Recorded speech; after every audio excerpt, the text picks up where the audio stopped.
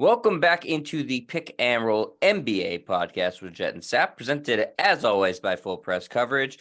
Sap, I'm sitting here on a very rainy Tuesday here in Massachusetts as a very disappointed person because my Boston Celtics last night let a great opportunity slip through their fingers, as they seem to always do, losing to the Philadelphia 76ers in game one of their series. And it wouldn't be so bad except for the fact that Joel Embiid didn't play and the Celtics still managed to lose that game despite having a fourth quarter lead. Just not unexpected because I've watched this team all year, but still maddening because, again, you played a 76ers team without the presumptive MVP. That's going to be announced tonight, by the way. And you in the process lost home court advantage that you fought for all season long. So really disappointing outcome, Sap. Their defense wasn't very good. Tatum was pretty good, but he didn't have a good he was very good, but didn't have a great fourth quarter. And turnovers and lackadaisical defense killed them. And what killed them the most, Sap, was playing down to their opponent, which they've done all year. Well, you talk about home court advantage with the Celtics. It's become home court disadvantage. They're 6-18 at TD Garden in their last 14 home playoff games. Like, that's mind-boggling, right? Because they have a great fan base. It's one of the loudest, if not the loudest, building in the NBA. So maybe the fans should take a different approach and boo the home team so they feel they're on the road and they'll play better. 6-8 in their last 14 home playoff games. That just doesn't make any sense. The other thing, too, is you look at some of the good things the Celtics did last night. 59% from the floor, 39% on threes, 95% from the free throw line. They were as efficient as Kevin Durant is in a given game. They had like 5 Kevin Durants out there. They won the rebounding edge by 10, and they still managed to lose without the presumptive MVP playing for the Philadelphia 76ers. It just doesn't make sense. Now, the problem was the turnovers. They committed 16 compared to only 6 for Philadelphia. And again, we've talked about this for 2 years. They do play down to their opponents, and they play horrible situational basketball. Again, they're outscored 12-4 over the last 3 minutes. So a 4-point lead turns into a 4-point loss in just a 3-minute stretch. This happens all of the time. Let's not forget that last year they lost game 1 against Milwaukee in round 2 and still managed to win that series in 7 games. They lost game 1 at Miami in the Eastern Conference Finals, still managed to win that series in 7 games. Don't the Celtics kind of feel like the really bright student who sometimes forgets to do their homework or study for the test, show up, get a B- on the test, and then to pull a B+ or an A- for the semester, they have to put in some extra work. They get it done, but it's not that efficient. Now, they may still win the championship, but it's not going to be an easy ride without question. And I think they still will win the championship because they are the best roster left in the NBA of the 8 teams remaining. I agree that they're the best roster. I just don't know, Seth, if they have that like championship medal. Like they seem to really melt down when things get tough. And they also, like you said, they don't play good situational basketball. Al Horford admitted last night that no Joel Embiid on the court, they weren't as intense as they needed to be. Well, that's not an okay answer. It's the playoffs. It's not the regular season. You can't take games off and say, all right, well, look, Embiid's out. We'll kind of fool around and see what happens, and then we'll try to pull away. That's just not going to happen. Without Embiid, Philadelphia is not a bad team, and they have guys who are all-time great players like James Harden, who absolutely killed you last night. 45 points for Harden, a 7 of 14 from 3, 17 of 30 from the floor. They could not stop him. They didn't adjust their defense on him, and he hit big shot after big shot. So maybe they do still win the championship, Sap, but I just don't have a lot of confidence in this team because the things that they don't do well over the past year, they have not addressed. They have not gotten any better at it. The things that haunted them when they lost in the finals last year are the same sort of things that haunt them now, and they downgraded a coach. So, I can't say I'm sitting here with them down 1-0, even despite the history, like you said last year, they're winning those 2 series down 1-0, and say I feel really confident in this team because I don't. There's there's just something missing. It's not talent. It's like a mentality thing, Sap. Without question. And I'm tired of hearing about, well, they're a young team. Jaylen Brown's in his 7th season. Jason Tatum's in his 6th season. Marcus Smart's in his 9th season. Malcolm Brogdon in his 7th season, and he came to the NBA after playing 4 years at Virginia. Derek White is a veteran. Al Horford's older than the head coach. They have veteran players. Grant Williams and Rob Williams III are the 2 young guys on the team, but they've been there. They've played in big games. They played in last year's NBA Finals. So I'm tired of hearing about, well, they're a young team. They'll eventually get it. It's just that the entire team seems to collapse. And then again, let's talk about the coach. And it is a major downgrade from Ime Udoka to Joe Mazzulla.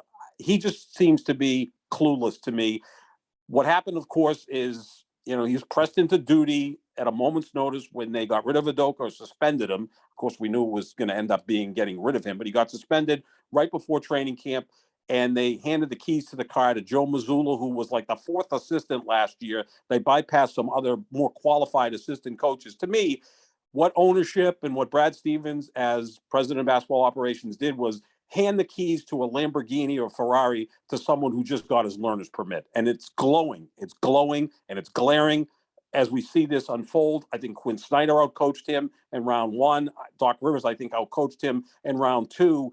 If they get through this series, which I still think they will, and they meet the best coach in the NBA and Eric Spoelstra, who again has Miami up 1-0 over the New York Knicks, that's going to be a coaching mismatch. Now the Celtics can still win all those series because they are better. The other thing you keep hearing about is back in 2016, the Cleveland Cavaliers moved on from David Blatt at midseason and brought in Ty Lue as their head coach. Well, Ty Lue had been an assistant coach in the NBA for a while as a lead assistant. He also played in the league. And oh, by Yeah, the I way, think that that's big, Cleveland Sep. team, big thing. I think the players respect him, and they just have a better feel for the game than guys that didn't play in the NBA. And oh, by the way, that Cleveland team had LeBron James on it. So he was essentially the co-coach, if not the head coach. It's a little bit different than this group that still hasn't won anything. LeBron had already won 2 titles by then, so let's not compare those situations. But it just happens all the time. And to me, the biggest error is we saw it against Atlanta for 3.5 games.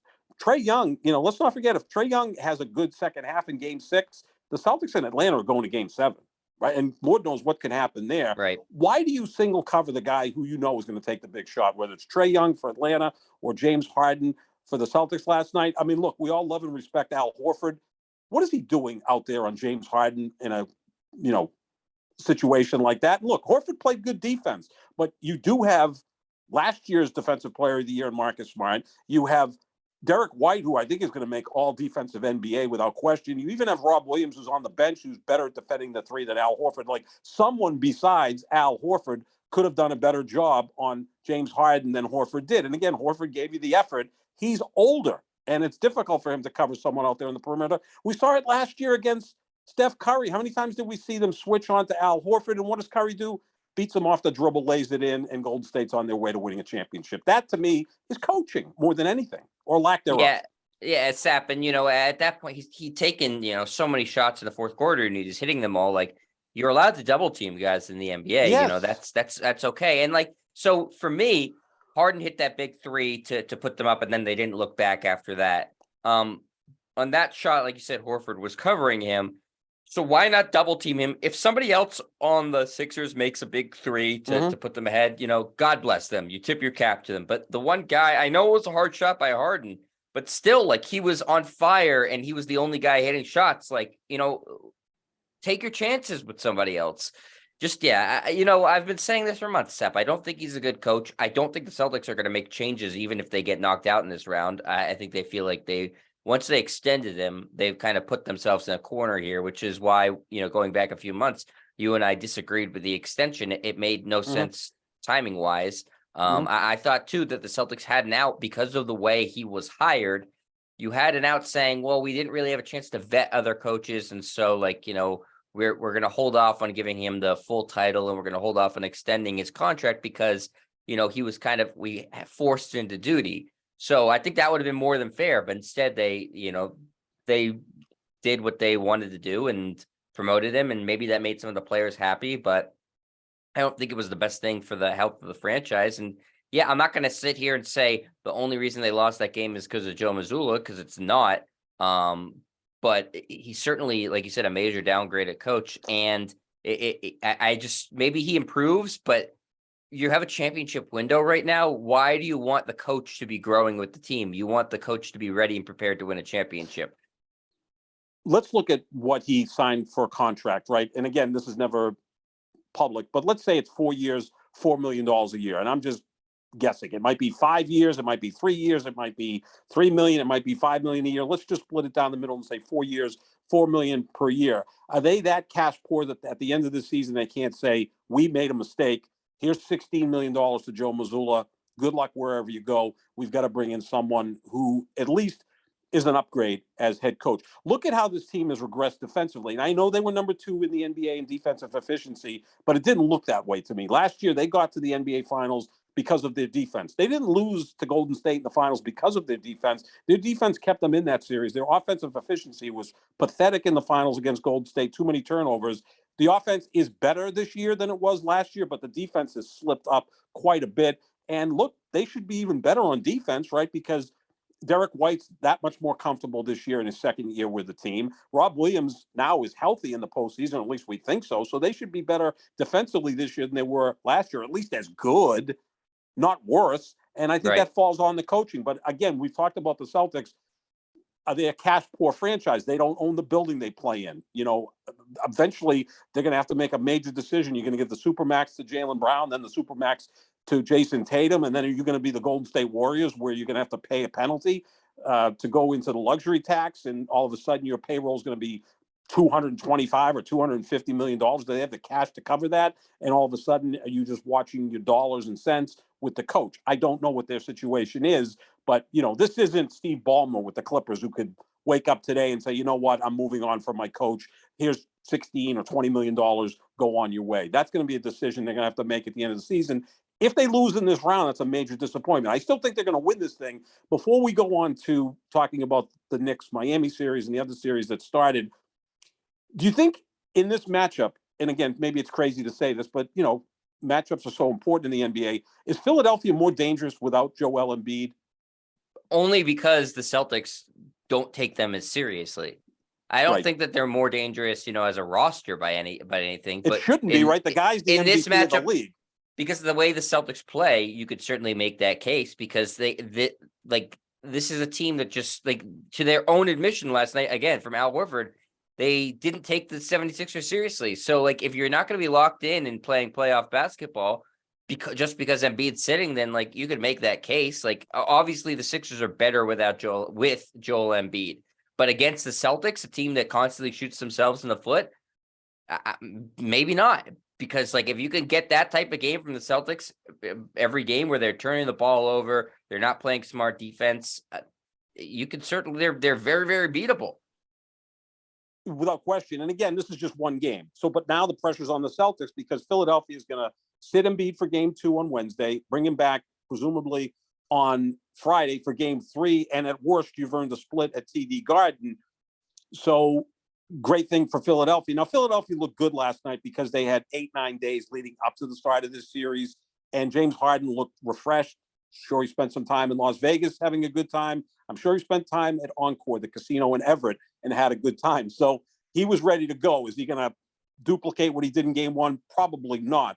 But the great Sean Grande, the play-by-play man of the Boston Celtics, put out a tweet on game day that the Celtics throughout the season have lost games to inferior teams that were without their best player, right? Yeah. Didn't they give up 150 points to Oklahoma City without Shai Gilgeous-Alexander? Yeah. You know, they lost to Cleveland without Darius Garland. They lost to the Knicks without Randall and Jalen Brunson.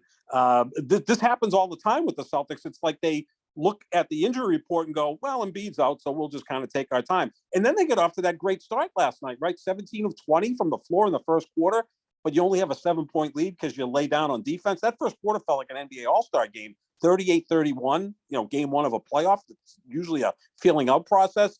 And you did get up by 12 at one point. And how many times have we seen the Celtics this year blow double-digit leads? It just was a lot of the same mistakes and errors and lackadaisical play that's plagued this team this year. And it's tough to say that for a team that won 57 games, but their aspirations are much higher. It is championship or bust this year. The Milwaukee Bucks are out. That was the one team that most people feared. If they don't win the championship this year, it is a colossal failure, just like their counterpart in hockey, the Boston Bruins. who Yeah. lost in the first round to the Florida Panthers. I mean, both of those teams were set up to win championships. Now, again, if you get to the finals and it's LeBron and Davis and they play out of their mind, then maybe you tip your cap. But this is the best team in basketball, and at times they just don't play up to that talent level. Absolutely. That's why they're so frustrating. And last night was the perfect example of why this team is so frustrating. Nobody is a bigger rival to the Boston Celtics than the Boston Celtics. And that's been the case over the course of the year. And that was the case in the finals last year. And it was the case in game one last night. So they have a lot of soul searching to do. And I agree with you, Sap. It's championship or bust. As much as I like Giannis's post-game press conference about saying, it's not a failure, he's already won his title. For this Celtics group, it's a different animal. It is championship or bust for them. You have a little bit more leeway when you've won a title before. This group hasn't. And so their window is now. And if they aren't able to accomplish it, they're going to be looked at as failures. And I think that's fair. But we can continue to talk about them, Sap, over the course of this series. We can move on to, as you mentioned, the Heat Knicks series, which resumes tonight. Miami is up 1-0 after taking game one in Madison Square Garden. As you expected, Jimmy Butler had a really good game. The Knicks didn't get what they were hoping for. I think defensively on Butler. He didn't go bananas, but Kyle Lowry was really the guy who kind of came in big and gave more points to the Heat than they were expecting. Randall didn't play in that game. Not sure what's going to happen for him tonight. That's obviously a big factor for the Knicks. Sap, is it a must-win game for the Knicks tonight? Yes, absolutely, because if the Heat win, they'll be up 2-0. They go home for games 3 and 4. Again, big question mark with Julius Randle. Jalen Brunson is also banged up, and Jimmy Butler, who turned his ankle in game one, most likely will play in game 2, right? It doesn't appear to be as bad as expected. And again, Thibodeau's an outstanding coach. Spoelstra's a better coach. The Miami Heat have a lot of experience, whether it's Kyle Lowry, who's won a championship, Jimmy Butler, who's played in the finals with the Miami Heat. Bam Adebayo played on that team back in 2020 that lost to the Lakers. So they have more experience playing in big games. I think they're a slightly better team than the Knicks. Look, they both got into the series with surprising 5-game series wins. The Heat beat what was expected to be, or at least the co-best team in basketball, the Milwaukee Bucks. Cleveland underperformed against the Knicks. The Knicks took advantage of that. So both of these teams moved on. Yeah, it's a must-win for the Knicks, although, they've shown ability to win on the road. But yeah, because that would take a lot of the momentum away from the Knicks. They have to try to obviously shoot better from three-point territory. They were 6 of 30 in game one. You got to be better than that. But Miami right now, I think, feels in, I wouldn't say total control of the series. It's only one game, but they feel like they're in control of the series. They were even worse than that, Sap. They were 7 of 34, 20% from three for the Knicks in game one. That's right. I think I gave up after 6 for 30. I said, This is over. So yeah, and it's again, it's a really interesting series, like you said, because neither team was expected to be here. It's a throwback series because these teams really battled it out in the 90s for the right to get eliminated by Michael Jordan. And it's I think everybody's assuming that the winner of the Celtics 76ers series will then just get a pass to the NBA Finals.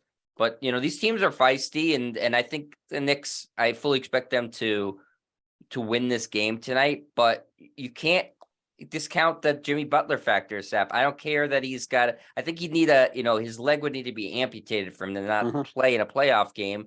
And any game he, I think, decides and says we're not losing, it seems like they're not losing. So he could go bananas tonight. They're up 2-0, and I think basically that means the series is over. So that's the thing you can't discount about the Miami Heat is like he's just playing at another level right now. How do you combat that? Yeah, it's very difficult because he plays with such passion and such, I would even call it anger and edge. Like he's old school. And again, when you've got a veteran team like Miami, or even if you're the Celtics, which to me is a veteran team, right? I know Brown is 26 and Tatum's 25, but they've got guys that have been in the league a while. You want to end the series as quickly as you can. Like the Celtics kind of blew an opportunity by being extended by the Atlanta Hawks to 6 games. You wrap that up in 5. You start the series 2 days earlier. That means Philadelphia has 2 fewer days to prepare without Joel Embiid. Doc Rivers was talking about that after the game, that knowing that Joel was not going to be there for the first game gave them time to kind of reinvent themselves and be more James Harden centric, and it worked. So you want to wrap these series up as quickly as you can. Give Philadelphia credit. They swept Brooklyn. The Celtics needed 6 to take out Atlanta and Miami right now. And again, they're not in total control of the series, but if they can win tonight, wrap this up in 4 or 5 games, now you give Butler a little extra chance to heal that ankle. Lowry, who, is older than rope at this point, could use all the rest he can. And they've got a depleted bench. They don't have Tyler Hero. So they're kind of doing it with, gum and elastics and matchboxes. So the doing it quicker is beneficial for every team. This whole playoff jet feels like March Madness to me, the most recent March Madness, where like nothing surprises me. Like Connecticut was a 4 seed and they were clearly the best team, but you had a 6 seed in there, you had a 7 seed in there, you had a 9 seed in there. Like there were just teams coming from out of the woodwork that got to like the Final Four and the Elite Eight. It kind of feels the same way in basketball. Like I said, this has never happened in the history of the NBA. You have a 1, a 2, a 3, a 4, a 5, a 6, a 7, and an 8 seed. Yeah. Each one of the seeded slots is represented. That's incredible. So just survive in advance, get it over as quickly as you can, because that will bode well for you going forward. Yeah, I don't know what the mathematical odds of that were, but it's never happened before, so it's got to be astronomical for to 1 through 8 to all be represented in the second round. But yeah, I mean, I think you make great points, Sap, and that brings us to another series where a team has taken a 2-0 lead, and that's the Denver Nuggets, who are the 1 seed, off to a surprisingly really great, perfect start against the Phoenix Suns, who I picked to go to the NBA Finals, but now they've got some tough sledding, and I think what we talked about when we were previewing this series has sort of come to pass. Sap, the Suns' depth is really coming into play. They got 4 points off of their bench last night. It's not like the Nuggets bench was outstanding. They had 11, but you'll take that. And then Nikola Jokic dominated last night. We said that Ayton had to be competitive in that matchup against Jokic. He was not last night. Jokic had 39 points, 16 rebounds, 5 assists, 2 steals, shot 17 of 30 from the floor, and was the best player on the court last night, as you would expect. Kevin Durant was good, scoring wise, 24, but that's below what he had. He did not shoot the 3 ball well at all. 2 of 12 from 3, which is like I understand how Kevin Durant ever has a shooting night like that. Like that's more mind blowing than the 1 through 8 seats being represented. Sap, 2 of 12 from 3 from Kevin Durant. Booker played really well. Chris Paul struggled. 8 points from him. They need him to play better. Are you surprised Denver is out to a 2-0 start in this series, Sap? I am. I thought Phoenix would be more representative. I mean, Phoenix scored 87 points last night. That should be what they're at after 3 quarters when you've got Durant and Booker. But you look at Phoenix, they're playing with 2 great players in Durant and Booker. Chris Paul's about a half a player at this point. There's going to be quarters where he looks like Chris Paul, and then there's going to be other quarters where he looks like a guy who retired 5 years ago. DeAndre Ayton is a massive disappointment. I'm sure they're really glad that they were able to sign him to that contract extension, wink, wink. I'm sure they're going to look to move him in the offseason. He didn't even want to go back there. What can you get for him? You don't want to trade him for draft picks. You need to trade him for capital, but that's something we can talk about in the offseason. And they have no bench. I mean, Campaign is basically their next player, and then there's a bunch of other guys. And it happened because you had to give up half of your roster to get Kevin Durant. If you do that in the offseason, like the Celtics did back in 2007 to get Kevin Garnett, you have time in the offseason and early in the season to add to your roster. At midseason, at the trade deadline, you can't do that. So they're shorthanded. And now Jamal Murray, who had a really rough night in game 2, but was really good in game 1, he's really helped Jokic out. But then Porter and Gordon and KCP, they're all contributing, and Denver looks really good. Sometimes the obvious choice is the right choice. Denver's been the best team in the Western Conference all year, and like none of us picked them to go to the finals. We're just like waiting for them to lose to somebody. And, maybe in a month from now, they'll be representing the Western Conference, and we'll just kind of look at each other and say, I guess that was pretty obvious. Why didn't we see that? Yeah, it's true, and they're playing like a 1 seed right now. It took them 5 games to beat the Timberwolves. Now they're 2-0 against the Phoenix Suns, so they're playing as well as you could expect a 1 seed. Last night was not a 3-point shooting exhibition, Sap. 25, almost 26% from 3 for the Nuggets, 19% for the Suns. And again, like you said, final score 87-97, kind of a throwback, ugly offensive game. And if the Suns offense isn't clicking, they're not winning, because that's how they win games. Suns put up 87 points. I don't care. You don't have to show me the other score. I know they're losing that game, because they're just that. If they aren't capable of putting up over 100 points in a night, they're not winning. Now, again, can you expect Kevin Durant to go 2 of 12 ever again in his life from three? I would highly doubt that. But they need more from virtually everybody besides Devin Booker. Devin Booker did his job last night. Chris Paul didn't. DeAndre Ayton didn't. Kevin Durant didn't. Their bench certainly didn't. For Denver, they have less of a margin for error, Sap. Like you said, Murray didn't have a good game. They have other guys who can step up. Aaron Gordon played well. Jokic, as we mentioned, KCP played very well. They got some nice contributions from Brown off the bench. So much less margin for error for Denver. For Phoenix, they have the top end talent without a doubt. But if they don't shoot the ball well, like Kevin Durant, they're not winning the game. And again, fortunately, Durant isn't going to have these types of nights. But the night he did happened to be in a playoff game, and you lost it, and now you're down 2-0. Yeah, you need Booker and Durant to be combining for 60, 65 points and be pretty darn efficient with that.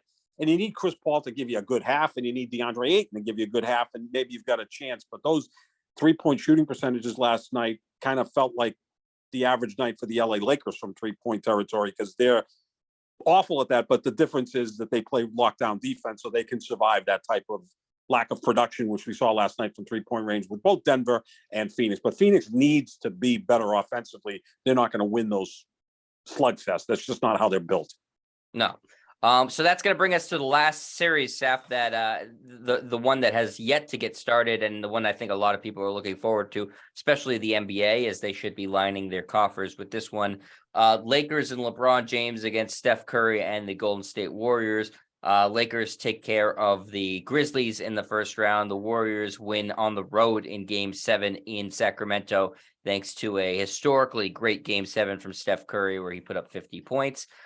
This series, again, has everybody really interested, Sap, because it resumes that LeBron James versus Steph Curry rivalry that we saw year after year after year in the finals. This time it's just purely a West Coast thing. So Sap, what do you expect out of this series? What's it going to take for each team to win? What a contrast in styles, right? Because Golden State is about offense and great ball movement and efficiency, and they're not very big, although they did a great job on the boards against the Sacramento Kings. Give Kevon Looney a ton of credit. He had 22 rebounds in Game 7 against Sacramento, 9 on the offensive end. It felt like Moses Malone circa 1983. He was just that good. And let's not forget, Kevon Looney was really good against the Celtics last year in the finals. Good. He has a specific role, and he does it.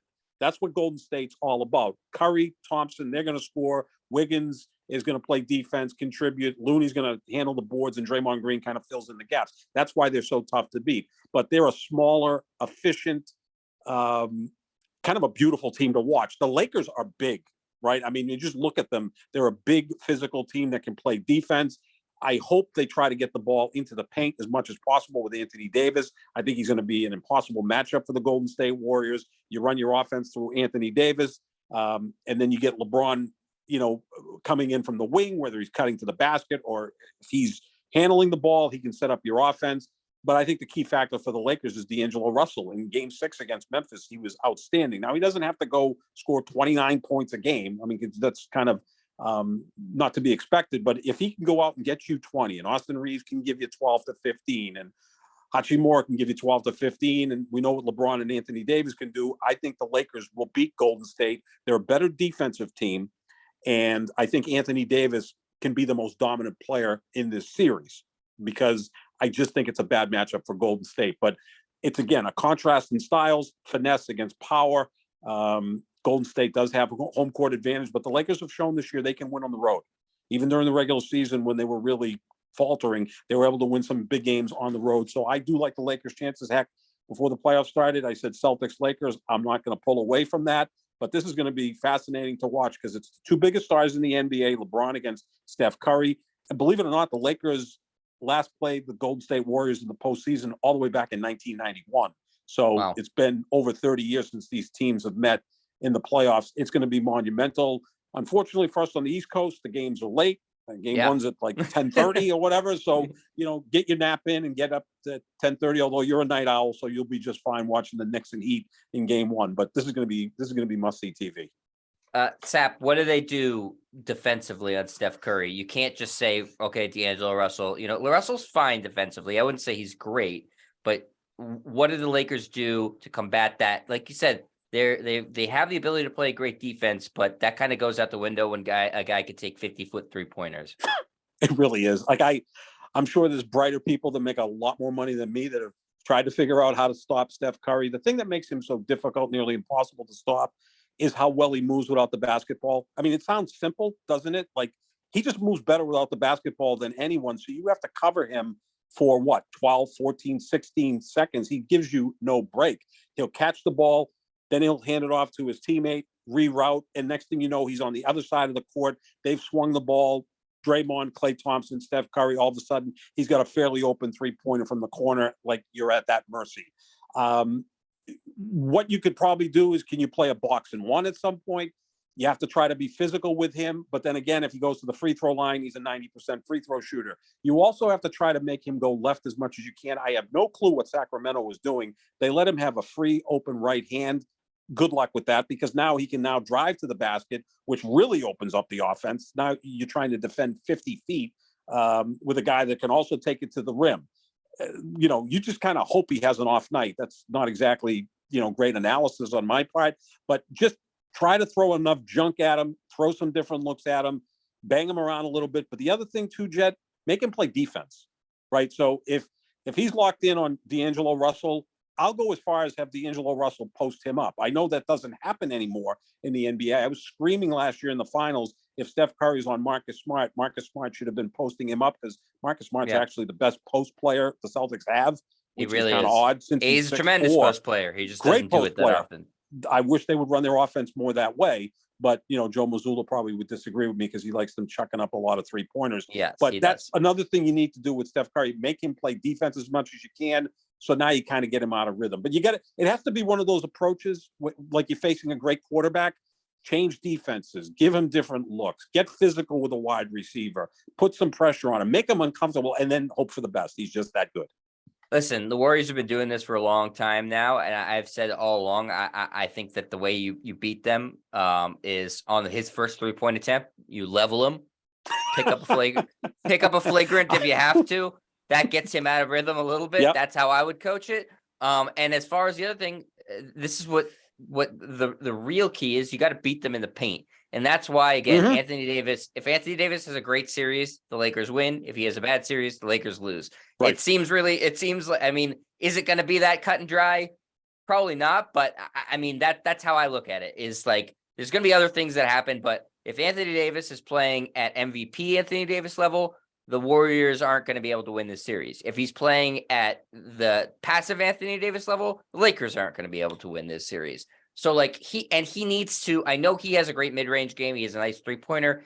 He needs to be comfortable operating on the block and in the paint, because they don't have shot blockers on Golden State. They don't want shot blockers on the court because it screws up their spacing, offensively. So you got to take advantage of that. The Lakers desperately need to run their offense through Anthony Davis. And LeBron's going to have a fine series. He's going to. He doesn't have bad series. It's not something that happens. Anthony Davis does. He can't in this series. If the Lakers want to win, he needs to establish his dominance and his advantage over the Warriors roster. That's the one weakness of the Warriors. They're not built like a team from the early 2000s, late 90s, where they were concerned about paint scoring. You need to take advantage of that. And so far, teams throughout this Warriors run haven't taken advantage of that. The Lakers have somebody who can do it. It's a matter, though, of will he do it? Because as a Lakers fan, I'm sure, Sap, it's very maddening to see a guy who's so talented and so inconsistent. When he is focused, healthy, and moved to be great, he's every bit as good as Giannis, Jokic, and Embiid. He's as good as those guys. And in some ways, he feels even better because I think he's the best defender of those four guys, of the four of them, right? I mean, Giannis is a great defender, but it's more about effort. With Davis, Anthony Davis is a legitimate lockdown defender, right? I mean, you make a case he's the best defensive player in basketball. He's just so smart. He moves so well. His timing is great. Yeah, he's as good as those three players, and they're finishing 1, 2, and 3 in MVP voting. And I said before the season, I thought Davis could win the MVP. And heck, if he played 70 games and the Lakers won a few more games, he'd be right in the conversation. He's that good. You're right. The difference between Sacramento and the Lakers is Sacramento shied away from that mid-range game, especially Sabonis, who just wouldn't take 15-footers. Anthony Davis can hit those in his sleep. If Golden State has a similar approach against Anthony Davis, he will destroy them. For the Lakers to win the title, Anthony Davis has to be their best player. And that's, again, going ahead a couple of series. But he has to be the best player in this series if they're going to beat Golden State, and I think he will. Would the Lakers be smart to change maybe a little bit of their rotation? Does Mo Bamba have a factor in this series? He didn't play at all. He's kind of been out of the rotation. But again, that's somebody that can score in the paint. Sure. And again, you can run things through LeBron to get them the ball in the paint, right? Like, I mean, we know how great a passer as LeBron is. He can make that decision. He beats his man off the dribble. Now he's got a 3-on-2 situation in fairly tight quarters. We should see, look, LeBron, Anthony Davis for a lob, or LeBron to Bamba for a lob should be unstoppable. Who the hell's going to stop that in Golden State? Other than maybe Draymond Green, but he's only 6'6", and probably his way of stopping it is to, knee them in the family jewels. Which again, that is. Draymond would. If Draymond was going against Golden State, he would probably deck Steph Curry, although he has a tremendous amount of respect for him. But you're right. Maybe that size in spurts, because now what do you do with him on the defensive end, where you've got to be able to switch and cover 3-point shots from not just Curry, but also Klay Thompson, Jordan Poole, Wiggins can hit from there as well. So that's what makes Golden State tough. The transition from defense to offense, is like night and day. So, unless it's hockey where you can have line shifts while the play's going on, you're kind of at the mercy of trying to match up as best you can. Yeah. So Sap, Lakers, you're taking how many games? 6 games. I'm always 6 games. When in doubt, pick 6 games. Lakers win this series game 6 with Jack Nicholson there at Crypto.com Arena. I'm going to say Warriors in 6. I wanted to say Warriors in 7, but LeBron's record. You don't lose game 7s. No. Yeah, you can't pick against them. So I'll say Warriors in 6 because it gets to 7, even though it'd be in Golden State. I'm not picking against LeBron until somebody knocks this Golden State team out. As when they're healthy, I'm hard pressed to pick against them, Sap. It's almost like the Patriots in 18, right? Like, okay, the Chargers were going to beat them, and then they didn't, and then the Chiefs were going to beat them, and then they didn't, and then the Rams were going to beat them in the Super Bowl, and then Tom Brady was hoisting his 6th Lombardi trophy, right? That's kind of the feeling you get with Golden State. Like, this might be the last dance. Sorry to use that cliche, but it was quite a interesting 10-part series that Michael Jordan put together. But this feels like the last dance, because we may not see Draymond Green next year with Golden State. Who knows what's going to happen with Klay? Steph will be a year older. Those young guys haven't developed. Yeah, they're tough to pick against. They're just a very smart, well-coached team that has that championship DNA. Yeah, absolutely. So that's going to do it for us here at the Pick and Roll NBA podcast with Jet and Sap. I'm obviously Jet. That's Sap. And we will be back later in the week with talking about what's gone on in these games, any other NBA rumors and stuff that's going on. So plenty to talk about. So make sure you check out our social medias at JohnSap25, at Jet Stryer. Thanks to Full Press Coverage. Check out their website for all sorts of great podcasts and content. And we will be back again, like I said, later in the week. So check us out then. Thanks for listening, everybody. See ya.